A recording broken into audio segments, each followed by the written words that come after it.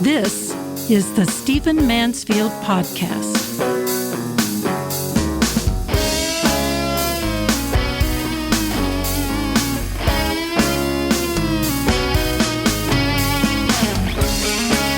Well, welcome to the Stephen Mansfield Podcast, the podcast where we look at our times through the lens of faith and leadership, character, and history. It's great to have you with us. I want to jump right into my topic for this episode because I am disturbed by a survey. In this podcast, we're usually looking at news and we're usually looking at trends and we're usually looking at happenings in our time and considering them from various angles, turning the diamond of the events in our times. But sometimes I feel the freedom to talk to you a bit more about you in relation to our times, and that's what I want to do in this particular podcast. I resist the temptation of this podcast to just be an echo chamber, to just be constantly responding to the news cycle. And I try to lift my eyes up a little bit, look on the horizon, look at the big picture, and see what's happening in our times. And I got to tell you, as a guy who does track trends and does content analysis and pays attention to what's going on, I'm very aware of the effect of the upheavals and the news and the blow-ups and the dramatic events, the very effect that they're having on people. Let me give you an example. One of the surveys that has surfaced recently is by a very helpful organization called Talker Research, and they have done a study, I think an important study, that confirms other studies that I have read about worry. I want to talk to you about worry in this podcast. This is not a self-help podcast, but I think from time to time it's good not just talk about the news, but talk about the impact of the news. This survey concludes, and by the way, this confirms other bigger and surveys done by other organizations that are a little bit better known. So I'm going to cite these stats. On average, people today in the Western world spend approximately 2 hours and 18 minutes each day caught in the grip of worrisome thoughts. In other words, they worry. I have learned that some people, some of the younger folks, actually take time to sit and worry. Their worry is such a major feature of their life that they have to budget time for it, or they'll be worrying in the midst of other things they need to be doing, like their work or what have you. So let me say that again. On average, people today in the Western world are spending about 2 hours and 18 minutes. That's a survey number, and so we're not saying it's precise for everybody. But about 2 hours and 18 minutes each day caught up in the grip of a worrisome thought. Most people worry when they are alone. Okay, now this is important because it's not just that they are alone that is the issue. It's that alone time is really important time. Every day your alone time, whatever portion you need, whether you're an extrovert or introvert, etc., you need your alone time. You need that time to reset. You need that time to pray. You need that time to think, meditate, etc. But if that time is being robbed by worry, and that's what the survey shows, then destruction is happening to your psyche and your life is weakening. So people are spending about 2.5 hours a day worrying, and most of that is happening when people are alone. Well, the surveys also show that that's about how much time most people have alone. In other words, the average mom, the average dad, the average person only has a couple 3 hours alone a day, awake anyway. And so as a result, they are, if we put these two stats together, we're finding that they're filling their alone time almost entirely with worry. We also find that when they're trying to fall asleep, they worry greatly. This is when people worry the most. Thus, of course, sleep is robbed. And of course, it's no surprise to find that all the surveys show that most people are worried about money and politics. These are the main things they worry about other than their loved ones. And when they think about their loved ones, what are they worrying about regarding their loved ones? Money and politics for the most part.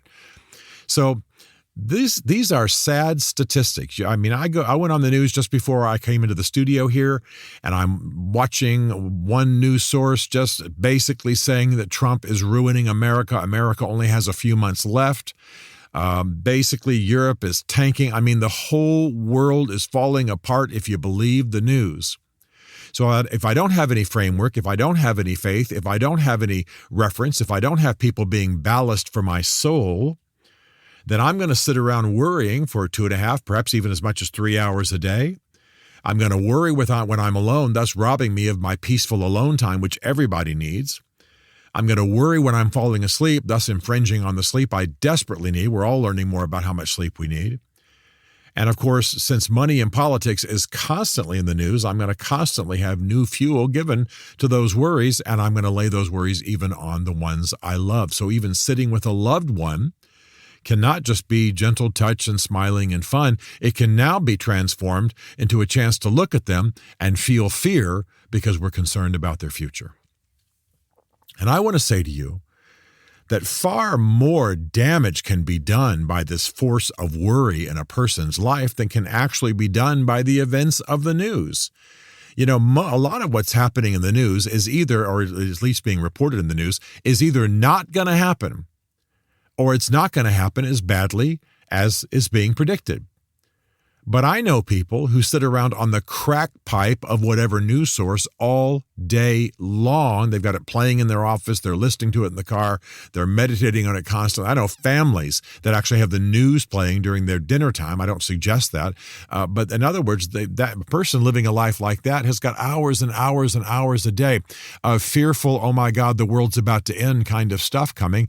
And if you don't have a reference point, if you don't have help, if you don't have other healthy factors in your life, this is going to destroy you. Do some research, do a little Google search on what stress and worry do to health, what it does, what these forces do to relationships, what these forces do to just your ability to get things done.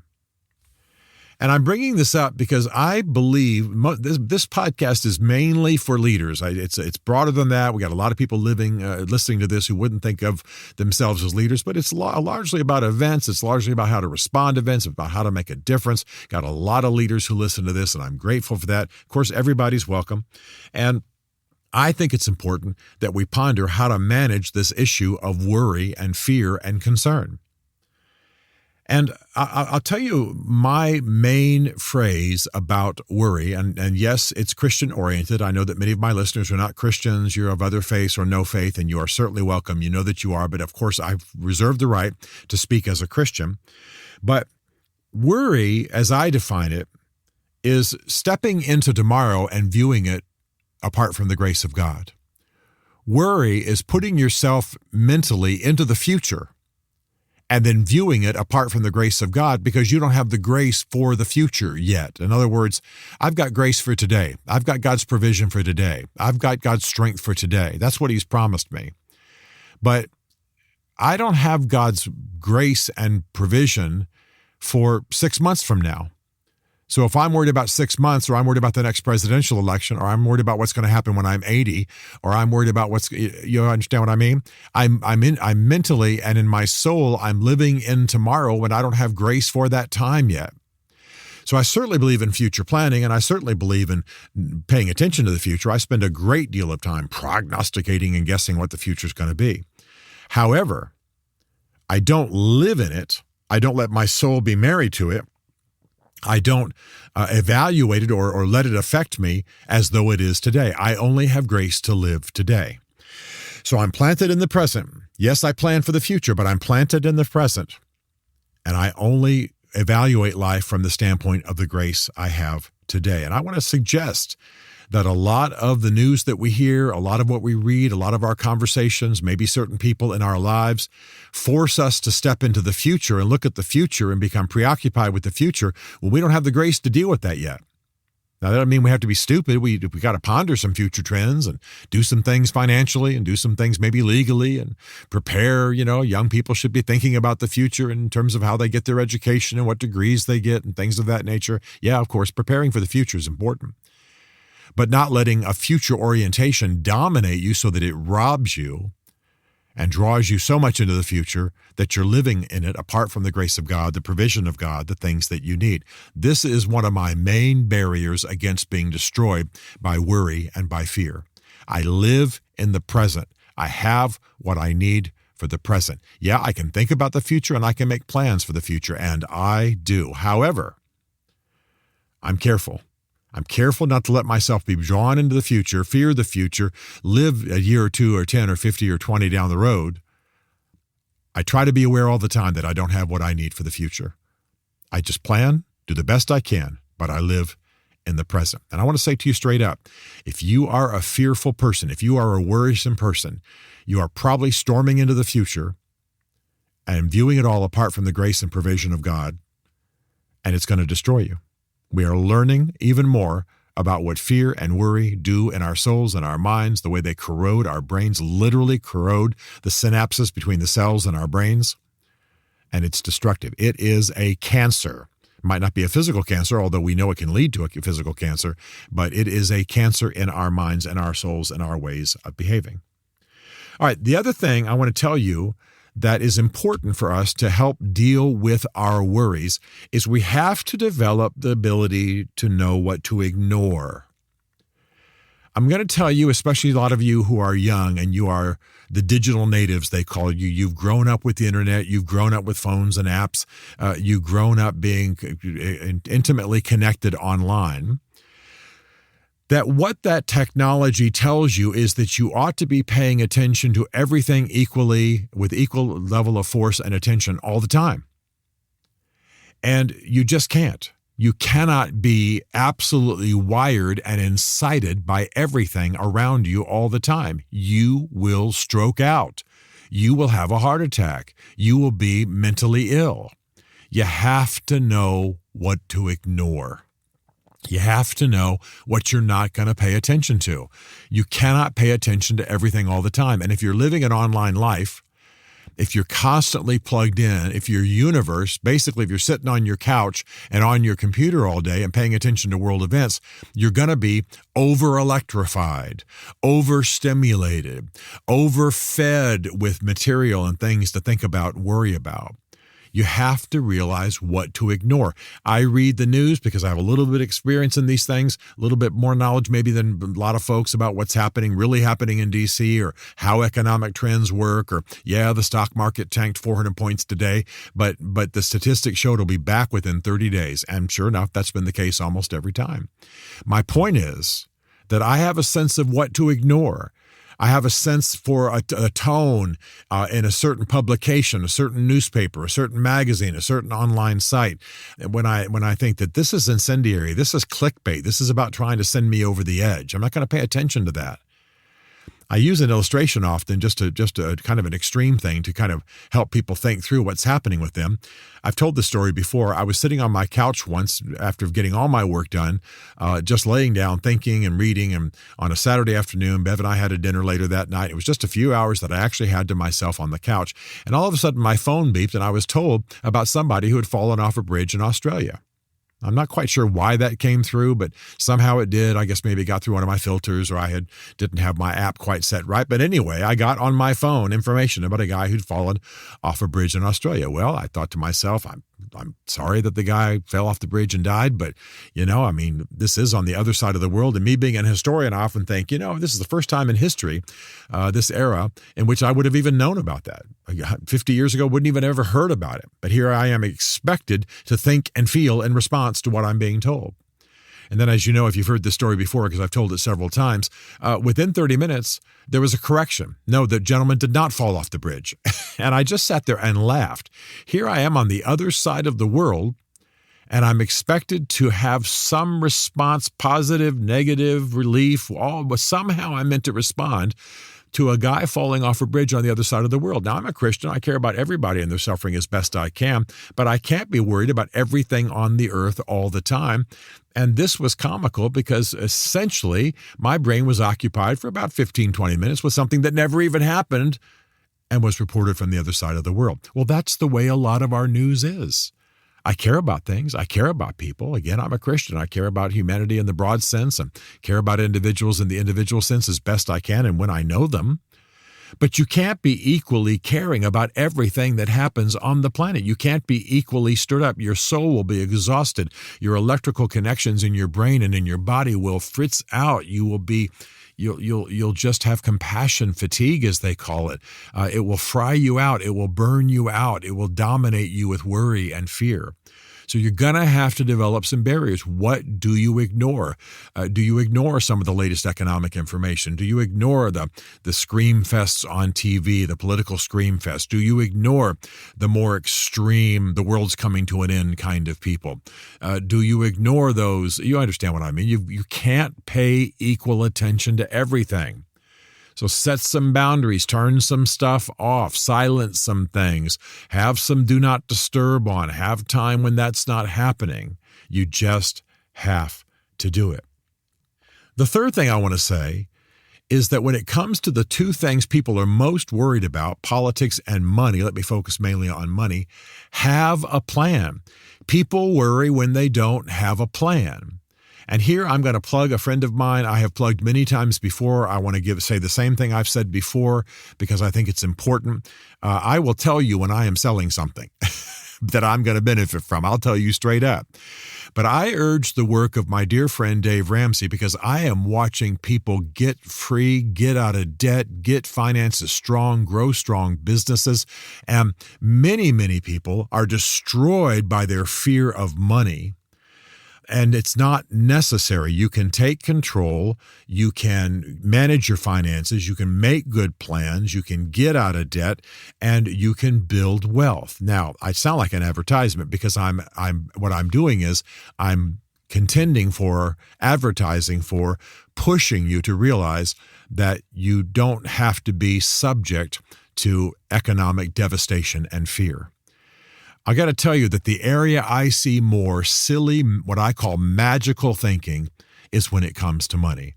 People don't understand money. People spend it stupidly. They buy into conventional wisdom very quickly. They sit there and will talk to you and just say, well, I borrowed all this kind of thing, and then we thought we'd pay it off in 10 minutes. I mean, it's just, you're just staring at them like, how is it you can be so smart in other areas and such a nitwit when it comes to your money? What you need is a plan. What you need is an advisor. And the guy I most recommend for most people is Dave Ramsey. Get online, sign up for his stuff. You can find him, Ramsey Solutions. I don't know the website off the top of my head. Find it. It's easy. He's everywhere. Get his advice, listen to his podcast, watch his programs, go to one of their conferences. Again, I speak for them occasionally. I do not benefit by anything financially from anything I'm telling you right now. I'm telling you this because I think it's the best thing out there. And fear of money is dominating people. It's destroying people, and it's going to get worse because our economy, even if it is righting itself, as some people think it is right now going through some great upheaval. And all the tariff stuff and the firings and all the economic wars and the battles, etc., all of this is going to cause great tumult, and we're going to go through some tough economic times. And if you don't have a plan, if you don't have a plan that you're working, if you don't understand how your own money works, you will be destroyed by it. So get on top of it. And again, I say this because truth before God, I believe fully in what they do. Get connected to the Dave Ramsey team. You got to do it. You got to do it. You got to do it. And then finally, build islands of peace in your life. Some of you are on the crack pipe of Fox News or CNN or MSNBC or Drudge Report or whomever.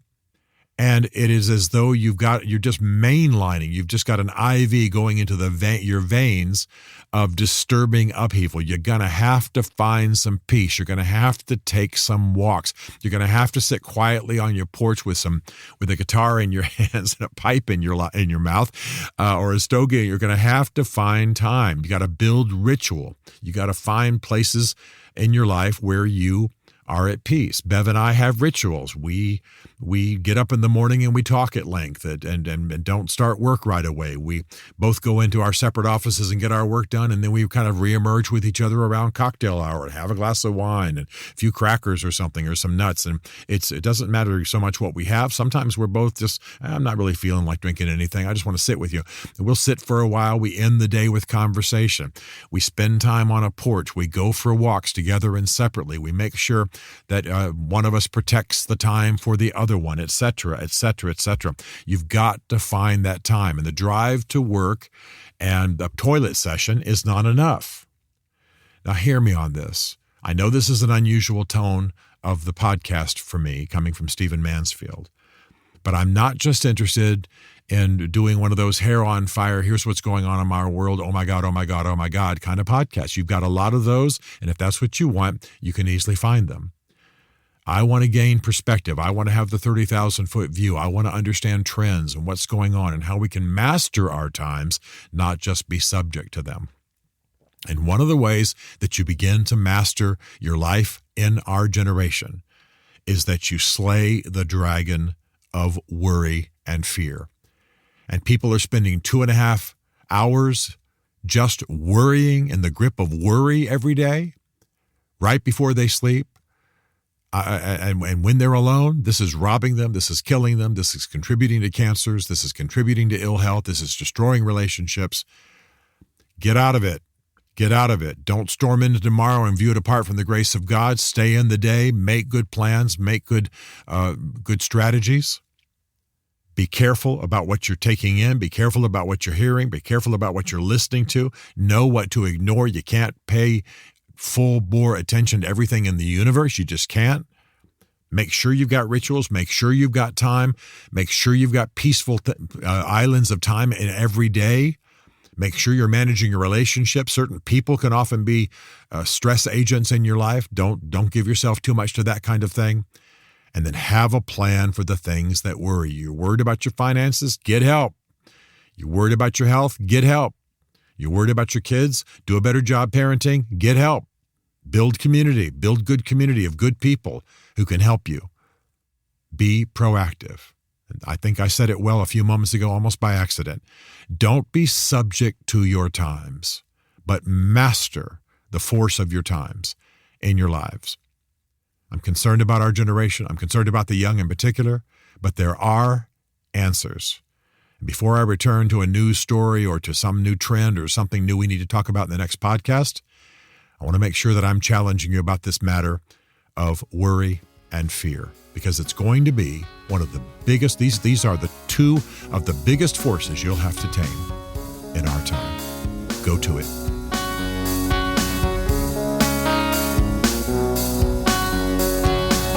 Stephen Mansfield is a New York Times best-selling author, a popular speaker, and a frequent faith and culture commentator in international media.